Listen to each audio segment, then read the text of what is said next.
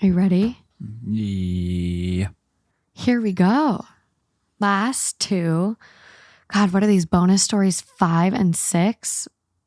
Crazy that June gets that many, but here we are. Appreciating you guys. One for being a little late in April, May, June.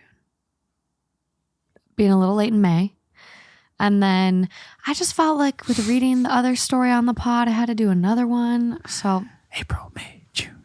I have to either, like, if I'm trying to figure out, I don't know. I have to start, because I know April's 4 and then May is 5 and then there comes June. Matt, my brother's looking at me like, are you crazy? Okay, so that being said, we got some good ones. I said they would maybe be upbeat and, not so crazy. We'll see what you guys think. Well, crazy is just a given, but that is upbeat true. is achievable. Yeah, I tried. I did try. We'll see. I didn't really dive into them. There's one I picked based on the title, hoping it's not as, So we're going to see. We're going to see what we get. Okay. Let's dive in.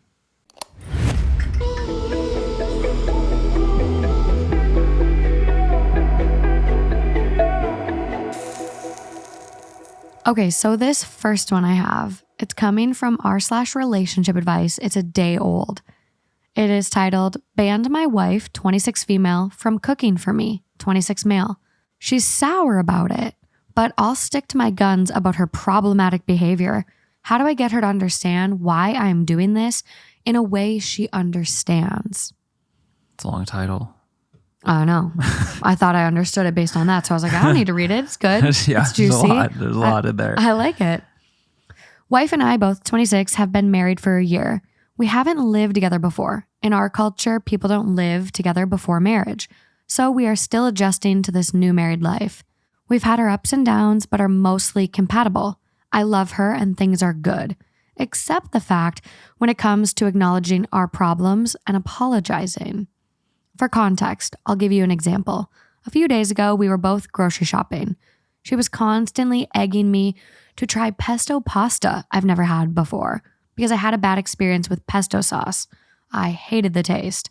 But I've got no problems if she wants to try cooking that at home. I know she didn't mean any harm, but she was pestering me, and it annoyed me.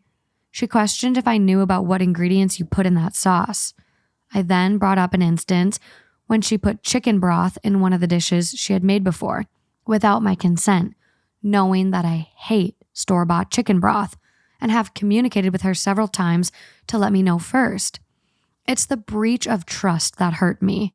Her mood visibly shifted when I brought that up, and she said in an audible voice, people around us could hear it, quote, "Do you enjoy making me feel bad?"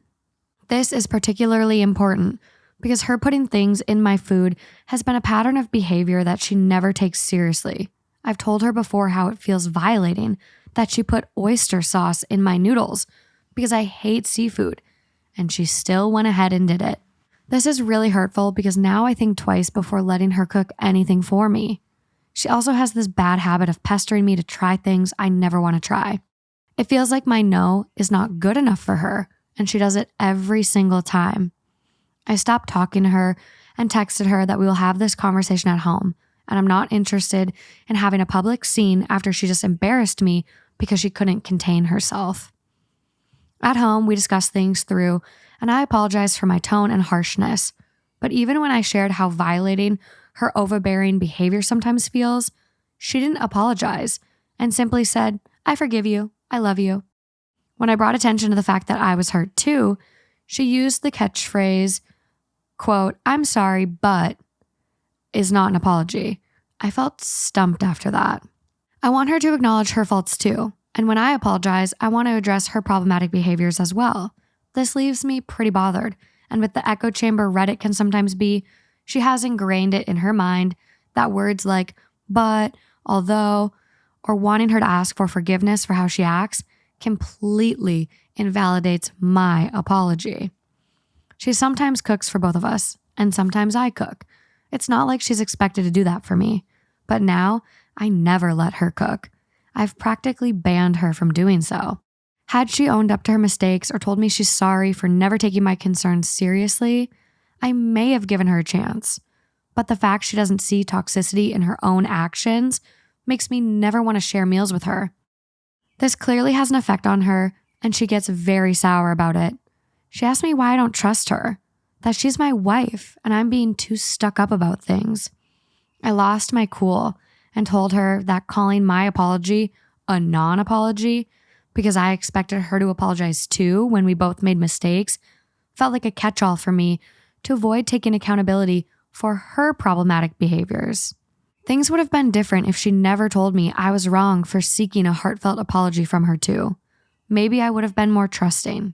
To me, some parts of it feel very serious and other parts just feel like a big incompatibility where you're not able to communicate to where you can both meet each other's needs and respect those no matter what they are, because there's, people are entitled to their feelings. People are also entitled to be like, I don't agree. So, messing with people's food when they ask you not to it becomes a really slippery slope. That's so bad. But then there's other parts, like when you're reading the other thing about the persistence, even though they were saying no. I do that. Well, and if you hadn't been persistent despite me saying no, I wouldn't have a lot of my new favorite foods that I have now. Thank you. So it's like, it's a tough thing to speak on because I've been on both sides where, people messing with your food, hard no, and that's a big issue. But someone being persistent, be like, no, just try it. Just take a little bite.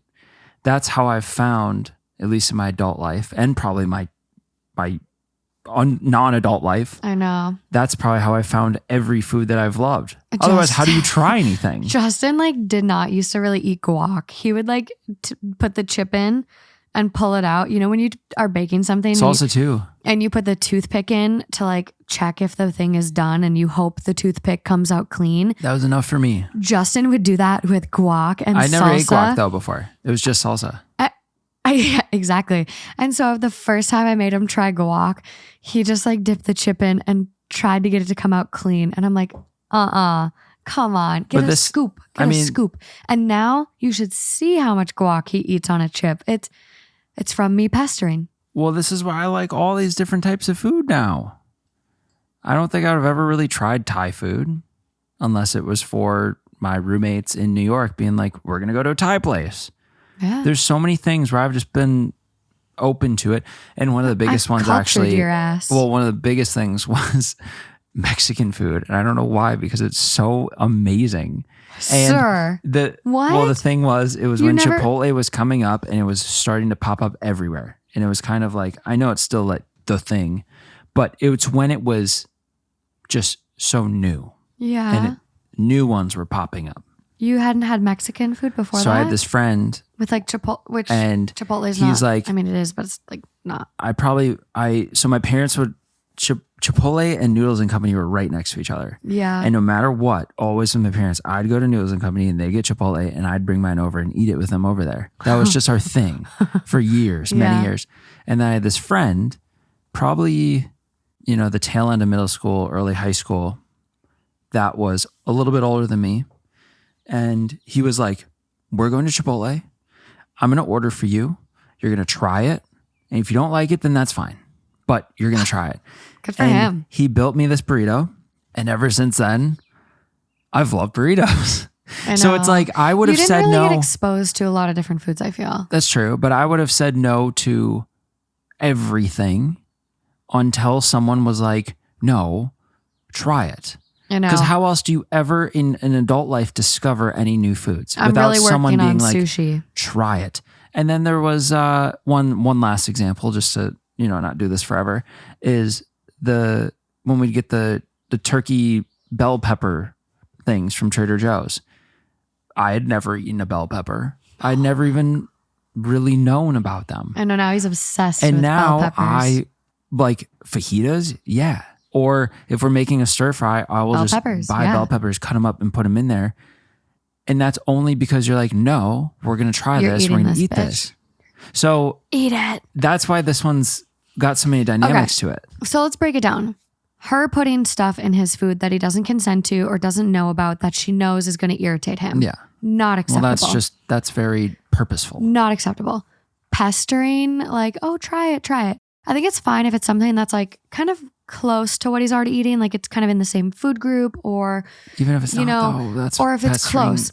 I don't like people pestering, like where it's like, I think about like your mom doesn't eat cheeseburgers.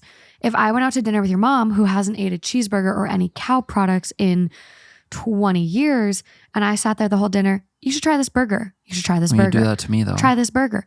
Well, yeah, you're different. I can pester you. But I would never do that to your mom.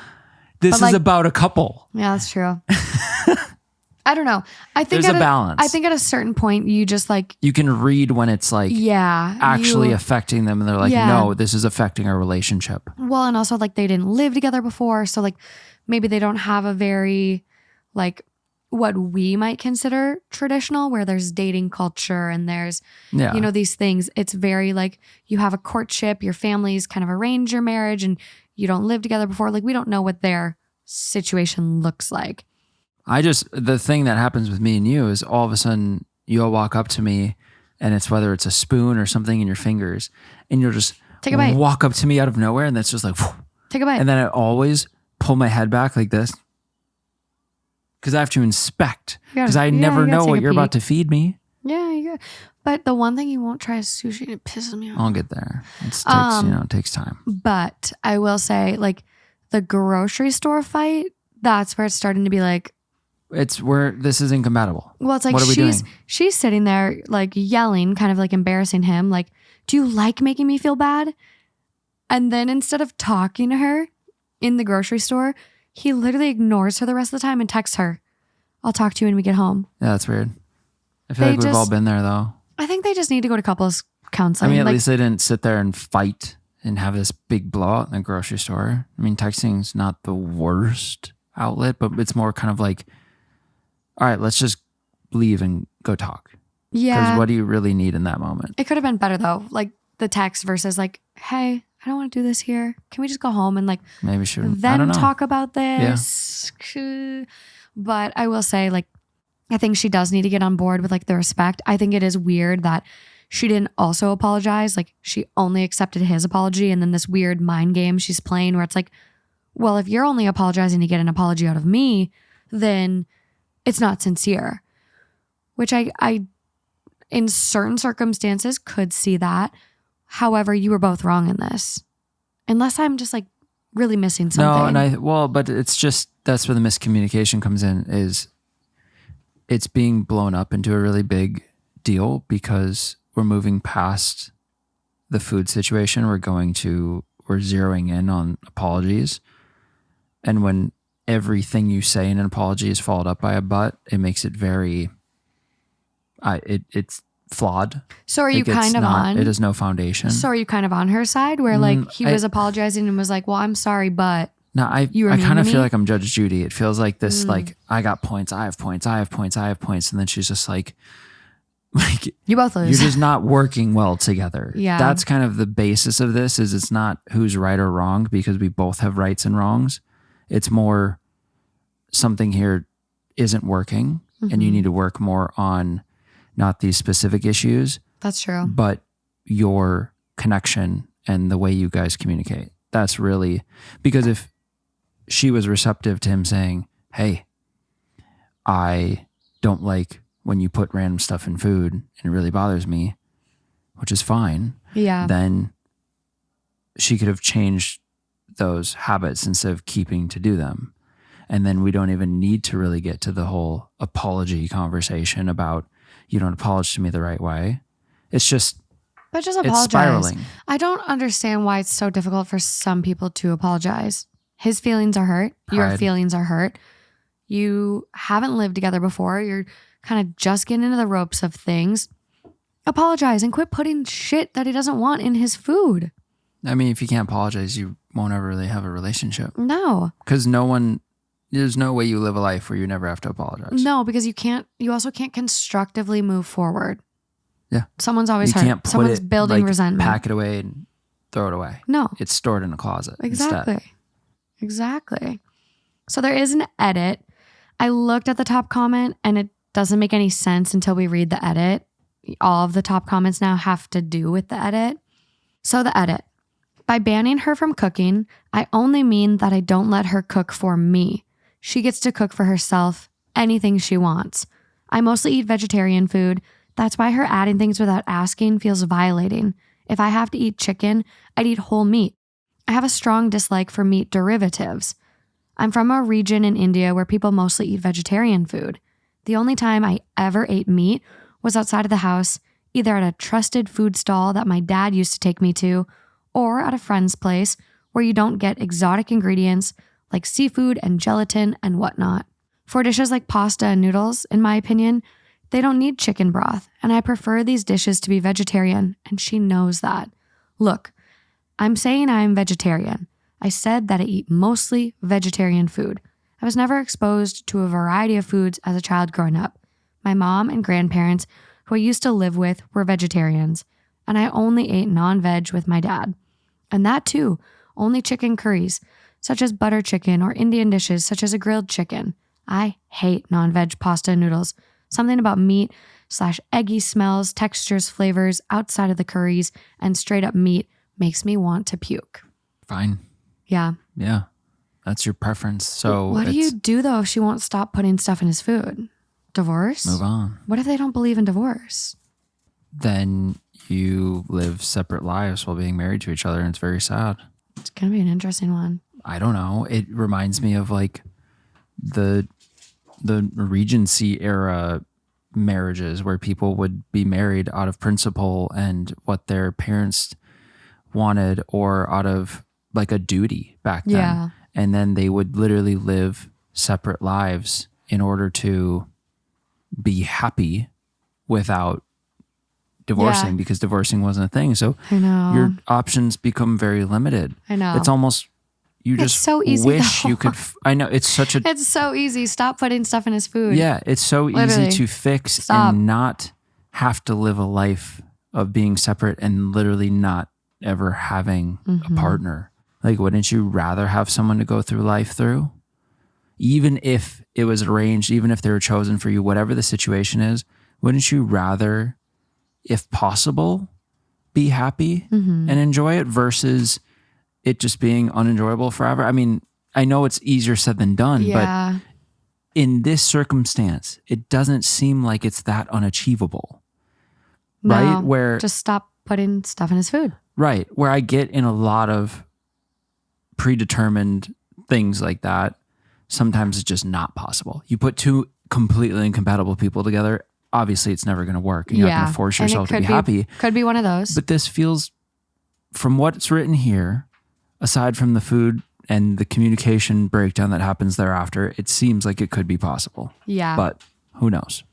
And he does say we've had our ups and downs, but are mostly compatible. I love her and things are good. Well, So it's like they need to really learn about each other's boundaries. She needs to start respecting his thing. I think that's what I was trying to get at, where it's like if someone is vegetarian for moral or health reasons, you shouldn't pester them to eat meat constantly. You shouldn't 100%. You shouldn't slip meat products in their food. That is so violating. We read a story like that on Yeah. the show. So now it really makes sense why he's so upset, because it's not like me trying to expand your palate. And maybe Correct. she's trying to do that, but at the same time, he has this dietary palate for a reason. Yeah. Don't. Well, Just and don't. If I had that and told you, it would be very different. I wouldn't It's pester just, you. I have no restriction, and you're just like, well, come on. Like, what Yeah. are you going to lose? No, I don't pester you to eat dairy.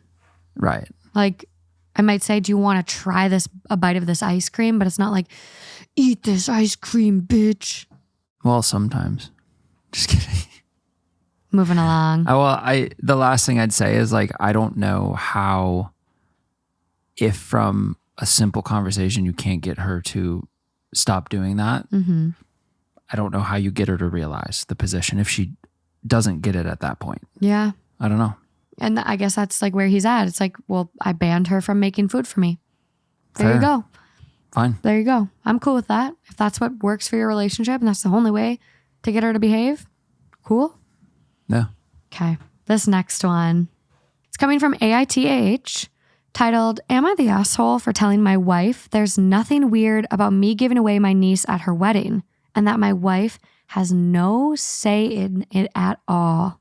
My niece, 26 female, has her wedding in a month and she wants me to give her away at her wedding. Her father passed away when she was really young and I felt a moral obligation to help my sister and her daughter because my sister too helped me a lot growing up. I knew I had an obligation to my wife and children primarily, but that didn't mean I couldn't help out my sister and her daughter too. Since they lived just 10 minutes from us, I tried to be as physically active as possible in my niece's life when she was growing up. My wife and I have had a few arguments on it over the years. I have also been sending money to my sister every month for the past decade or so. It is from my individual account, not the joint account that me and my wife share, so I have full liberty to spend it however I want. But my wife does know about it, and we have had arguments about this too. Now, coming to the point. My niece wants me to give her away at her wedding next month. My wife thinks it's very weird and doesn't want me to do it. I told my wife there's nothing weird about it, and her opinion on this is irrelevant. We've had a lot of discussions on this over the past week, and I am made to feel like a bad guy by my wife. Am I the bad guy? Am I the asshole if I were to give my niece away at her wedding? No, this is easy. That's what she wants.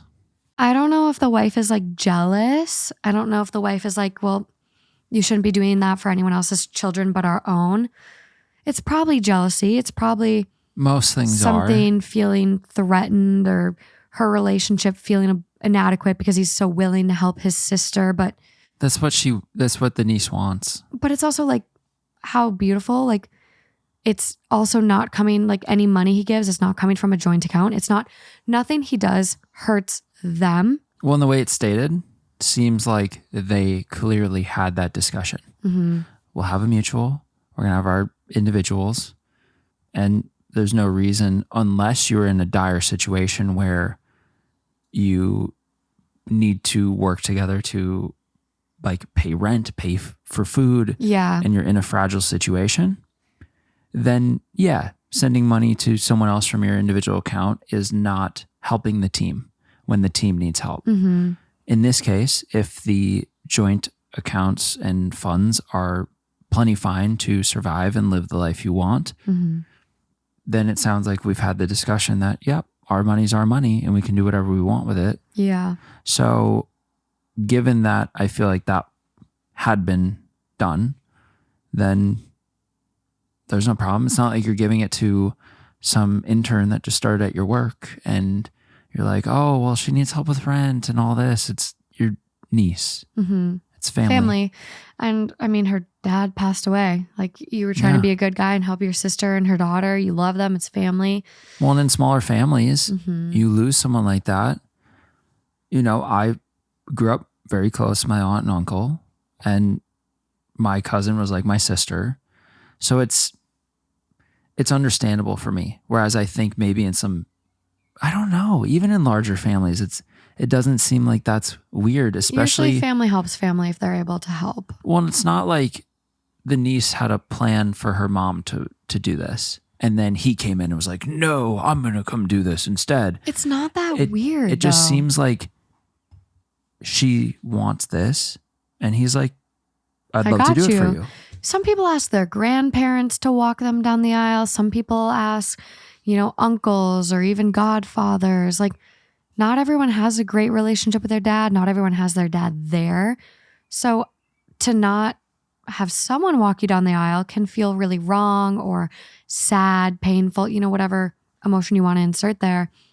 So it's like, this is someone who has cared for her, has helped her. I'm sure she looks like, a second dad, a father-like figure in her life. So of course he seems like the right person to ask. Like, what a beautiful honor. What a beautiful, to show how much she cares for him. That is an honor. I also prefer talking about walking down the aisle instead of giving her away. Mm-hmm. Because that just makes me think of Game of Thrones. We don't give anyone away. It's just, you still have them. They're just now with their partner. I do like the way that was worded. It's just, yeah. Top funny comment. how things like that stick around. I know. Top comment. I'm confused why that is weird. You are walking her down the aisle at her wedding. What is the problem? Not the asshole. You sound like a caring uncle and brother. Saying your wife's opinion is irrelevant to her making it a problem is deserved. Yeah. Sorry, not sorry. And I think like there's maybe like in terms of their communication, it could have been a little better. Like, I hear you, I'd like to understand more of why you're upset. Like, what are your exact feelings? Why do you feel it's weird? Maybe it happened. I don't know. Is she jealous? Like, again, like, what is the why behind this? And like, let's get down to the bottom of that. Would because be very interesting. My niece is going to be in my life forever. You're my wife. I love you. You're hopefully going to be in my life forever. So there shouldn't be this unhealthy competition or jealousy or whatever's going on. So let's talk about it. Let's get to the bottom of it. Let's see if there's any comments from OP. I'm so curious. Ooh, one comment. She's given many reasons. Like, for example, one reason being that we have a daughter who isn't married yet. And she feels like I'm closer to my niece than my daughter, which isn't true at all. And then she says symbolically, me going to my niece's wedding as her father figure while my sister being there as her mother, she thinks it's weird. For who? Probably only you. For her, yeah. You're not her dad. You're her uncle. You're a father-like figure. It's You're not a that male big of a role deal. model. It's also just like... I knew, but I called that. I knew it was about if they have any kids, that like she's pissed that he's walking another kid down the aisle before. Does that ruin him? What is that? What do you mean? You're taking that away from our daughter. She should get that experience with you first. She's your only daughter. How old's their daughter? No mention of age. That's the only comment we have from OP. But I can see that like fully fitting. Do you understand it at all? No. Does it make sense to you? I think her feelings are valid. I think, some parents are very, very protective of their kids and their kids' experiences. Like, I could see my mom kind of coming to bat, like, for like my brother. Like, speak of the devil, my brother just rolled up. My other brother. But I could see my mom coming to bat for like my brother and being like, oh, well, Jerry, like you shouldn't sell that car because Taylor, you were going to give Taylor that car. Like that's Taylor's experience. Like I think some parents just are really overprotective and that can come across like not the best way. Yeah. So I think her feelings, like I don't think her feelings are invalid, but it's not weird to imply that like him being next to his sister, like come on. This is your family and friends. They know there's nothing going on between the two siblings. Come on. Yeah. Come on. Like, it's not his sister-in-law and his brother died. This is his sister. So, she's got to get over it. But I definitely think they could communicate a little better. In both of these. Yeah, in both. Yeah. Okay. Thank you guys so much for being here on June's Patreon. It means the absolute world. And until next month. Until next month.